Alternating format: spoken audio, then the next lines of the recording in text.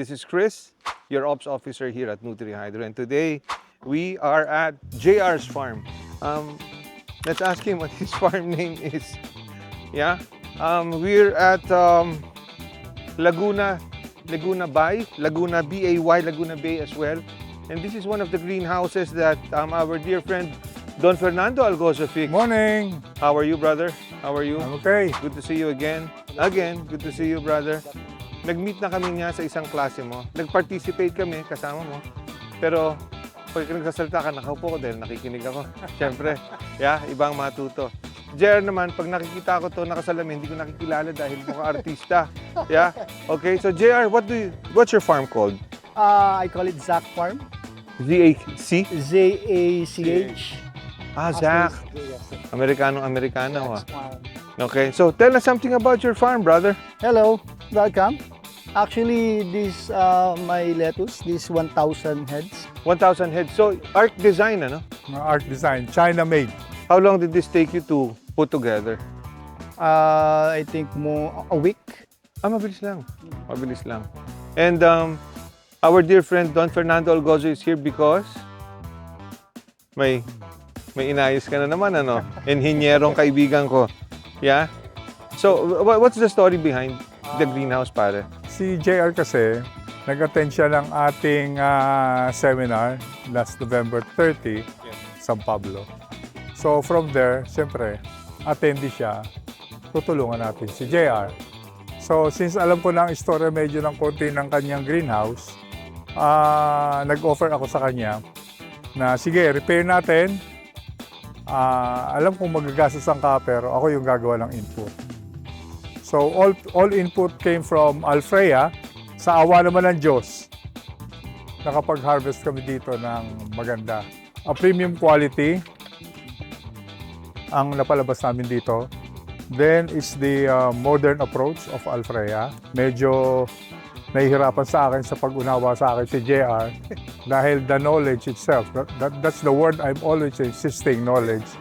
I mentored him to monitor how to do the pH, how to monitor the ppm, and how to care, plus our bioprotection, the Calmag, Bebas, and Sumamo, our bioprotection schedule has been done regularly every 5 days. Then spray of hydrogen peroxide, or 25%.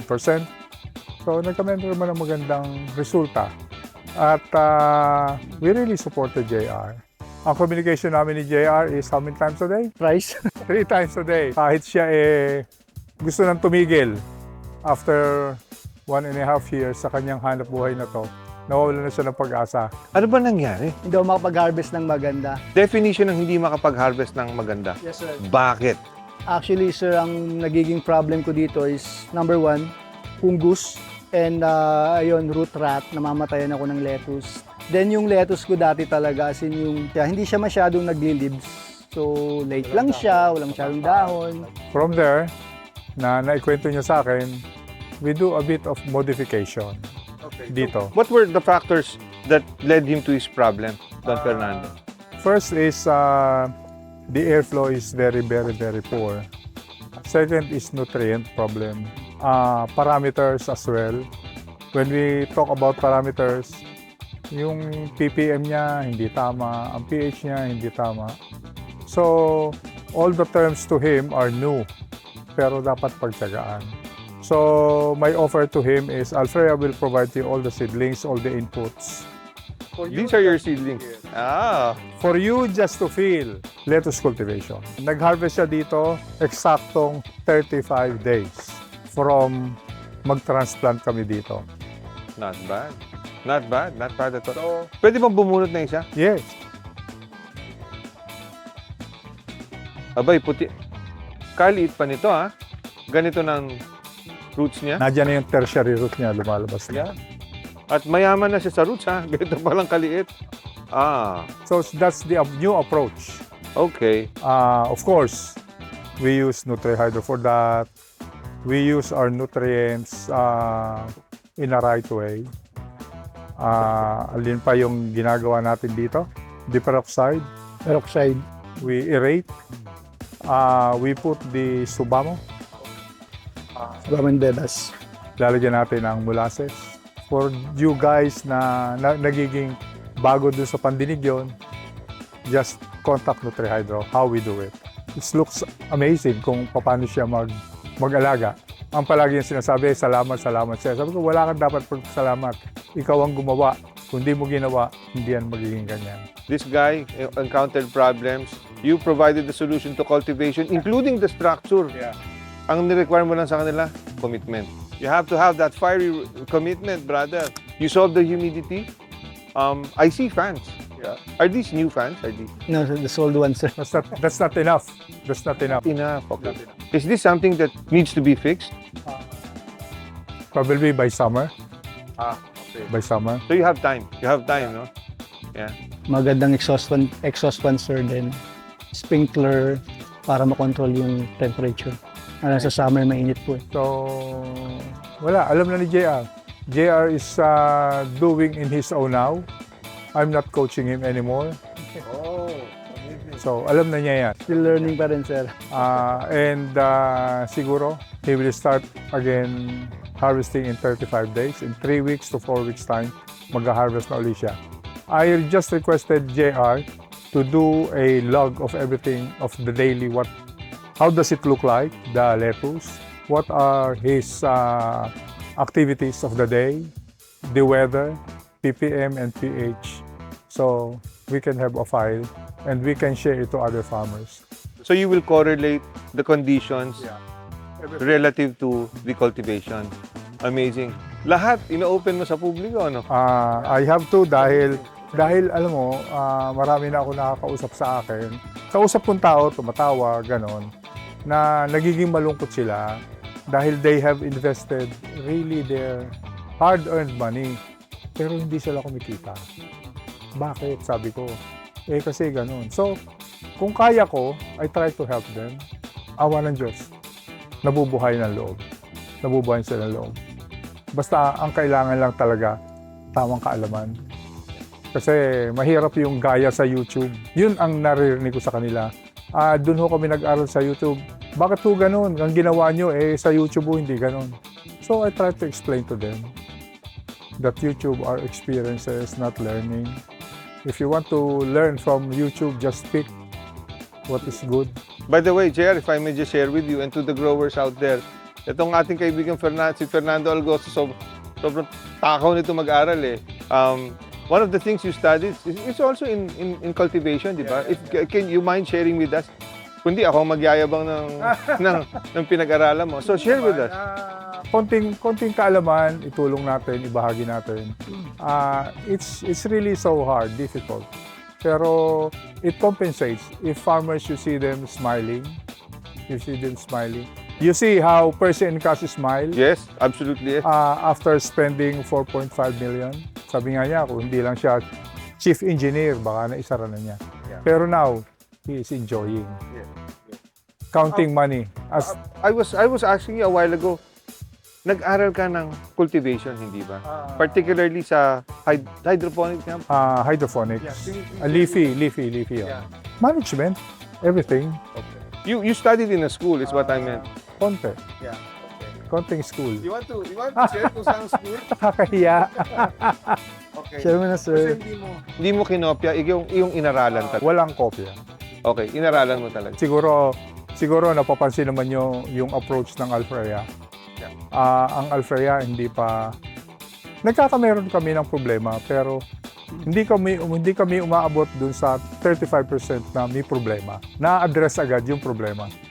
Parang dito kay Jay-Ar, kung mapapansin mo yung table niya, may mga welding sa ilalim. Itinaas, mayroong ibinaba. Pag alam mo lahat yon, magiging maayos yan. So, you also did a couple of engineering improvements here? Yeah. I see. Question, brother. Yung property, nakita ko merong weed mat sa labas. Sa loob, wala. I meant to ask you why that is.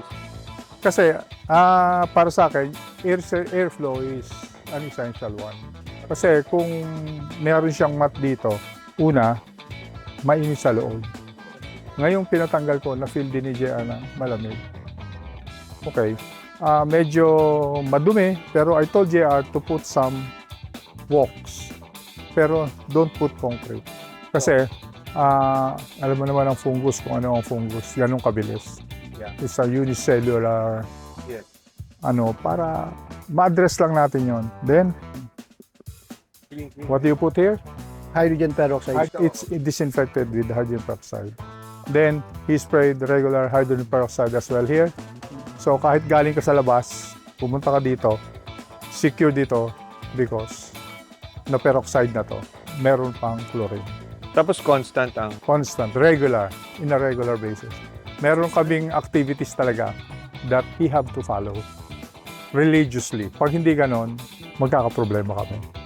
From crop failures, ano na ngayon yung na-achieve mo? Ang ganda, ah. Yes, sir. Pwede ko ba yabang? Can I show? Can I flex? Mukhang nagtira ka lang para sa pagbisita namin. Yeah? So, what are we looking at here? What's the typical weight ng...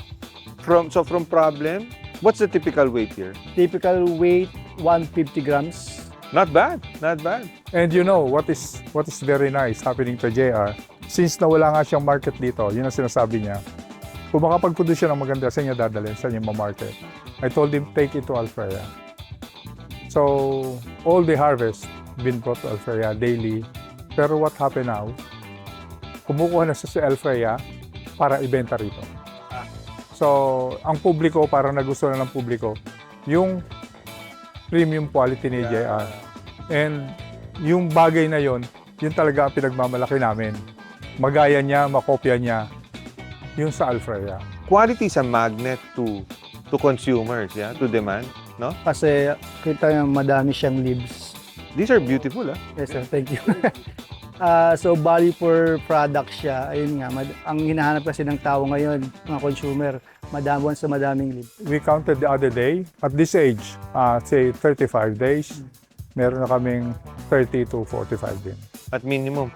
Okay. Pwede ba natin pakita, Aina, kung gaano kasiksik? Tingnan mo naman ang mga dahon, no? So, ang gitna niya, lubog pa. Dense. They're dense. Pag nakita mo yan, no? No sign of bolting. Yeah. Pag lumaki to, ganyan to kataas, doble na yan. Doble na kataas. So they become like this? Yeah. Ganun pa rin siya. Dire-diretso lang yung pag-multiply niya ng shoot. Ano tawag natin dito? Talbos ba yan? Talbos. Yeah. So dire-diretso yung pagtatalbos niya. So the longer you grow it, padami ng padami. Padami ng padami. Kasi lalabas, paglaki noon, milalabas na ulit. That's really amazing. So we're looking 150 minimum. Yeah. Coming from failure after failure. I'm really glad. So the changes you did, cultivation, cleanliness, temperature, airflow, susunod mo na mag-upgrade ka. Airflow is the number one here. After airflow, table. The flow of water is so quick. So, inayos natin. Nutrients. We shifted to Nutrihydro. This is what I told my friend. Kung gusto mong ma-enjoy what I am enjoying now, sabayan mo ko. Then, nag-decide na siya na I'll go to Nutrihydro. Thank you very much, brother. You don't have to, but thank you very much. I'm really touched. Yeah, thank you. Okay. Maraming salamat. Brother, question. Yes, sir. Meron kang sa ilalim doon. That's the new cultivation system. So ilang kubiko ito? Would you know, Jay-Ar? 700, sir. Okay. Malaki to eh. Malaki to. Yeah. Tapos, Jay-Ar, what's the purpose of this one? Actually, sir, yan. Dati kasi, pang-mix siya ng sa Nutrihydro. So, ngayon, wala na siyang uses. Yung nutrient solution ko kasi kinuha ko na kay Sir Fernando. Which is Nutrihydro din. Okay. We mix the nutrients for him to make sure that he mix the right Ratios. So, ganun lang kasimple. Ganun lang. Ganda. Ang delete. May I?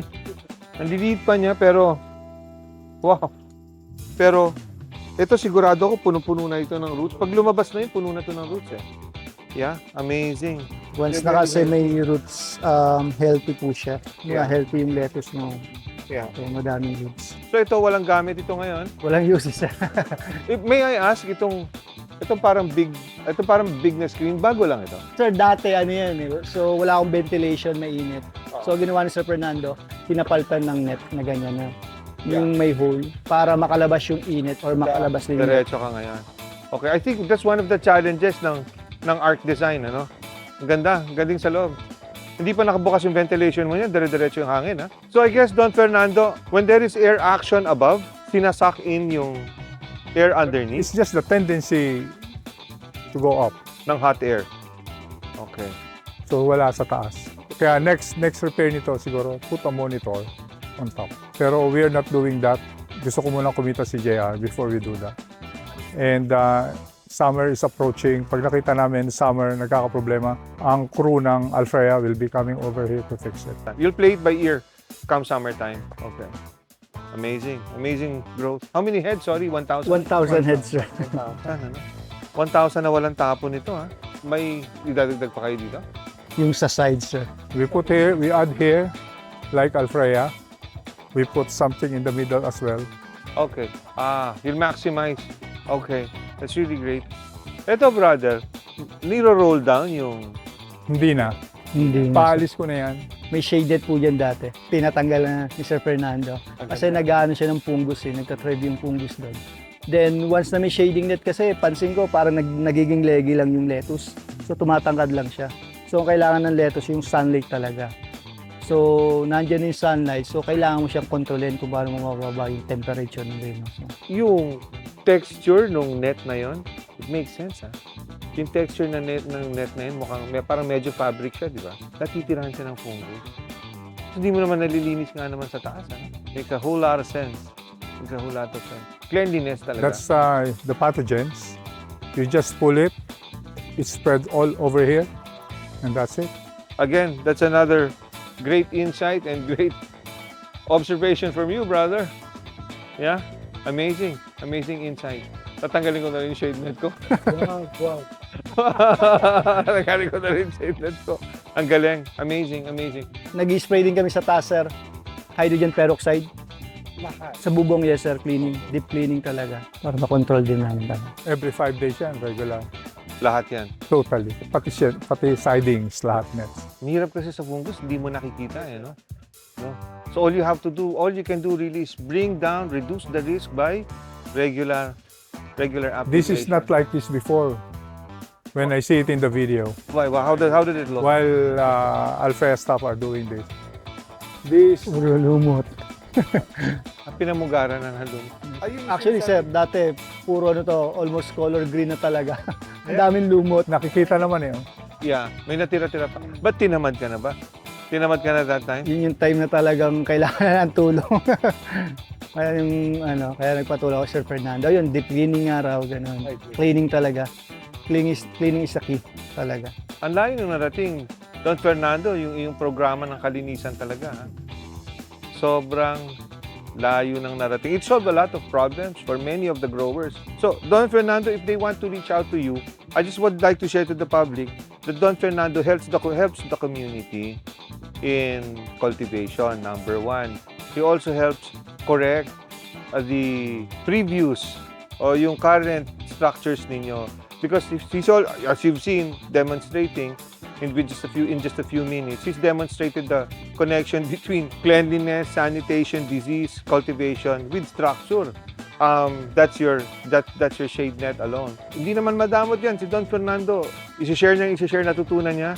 Just keep your commitment really intact and solid. Basta ibigay lang sa akin yung istorya kung ano nangyari at kung kaya din lang ng Alfrea, pupuntahan namin. So, cultivation, greenhouse improvements, pag new structure, Don Fernando, pwede ba sa'yo? Yeah. So, new It's like Tagaytay. Yeah. I accepted Tagaytay because I think nobody have done that kind of. The plan itself is very nice. Yeah. And it's in Tagaytay, can you imagine? Yes. And the opportunity of cultivating strawberry is really, I think it will be very impressive. Yes. Impressive in result. Yeah. They have the correct environment. But what I am just telling you, you help us with the plant fertilizer for our strawberry. Magkasama tayo sa hirap at ginhawa. Yeah, lahat. Kasi I have no more time doing those formulations. Siguro at the later end, I could suggest some like what we are doing in lettuce before. Yeah. Is the Version 2. version 2. Yes. Oh, by the way, if I may just share with the public, huge thanks to you. We've now upgraded and we've now renewed our license with the Fertilizers and Pesticides Authority. Our products are properly registered with the regulatories. That means what you use are safe with growers, your cultivation, animals, including the environment, especially your consumers. So, if you have messages, if you have questions and messages for any of us, you can email us at ask@nutrihydro.com. You can send us your message at our Facebook page. You can, if you want to flex your cultivation, or if you want to post help and need help, you want to post your challenges and problems, and you need help from the community, you can post it on our Facebook group, and simply reach out to us, and we'll. If they want to visit Alfreas as well, can you include that? Of course, visiting Alfrea is always a positive experience. And I think on summer, Yes. another workshop will be coming out, and it will be in Tagaytay. Let's do that. Let's do that. That's in Tagaytay, in our farm in Tagaytay. If you would like to visit Alfrea's hydroponic farm, it's at San Pablo, Laguna. You can see it on Waze. It's near Pure Gold. Very beautiful place. May pa kayo umalis pag nagpunta kayo doon. Ang sarap sa loob. So today, we are with Jay-Ar, the owner of Zach Farms. Yeah? Also with Don Algozo, owner of Alfrea's Farm. Helps the community a lot. And I'm Chris, your ops officer here at NutriHydro. And we will see you on the next episode. Bye!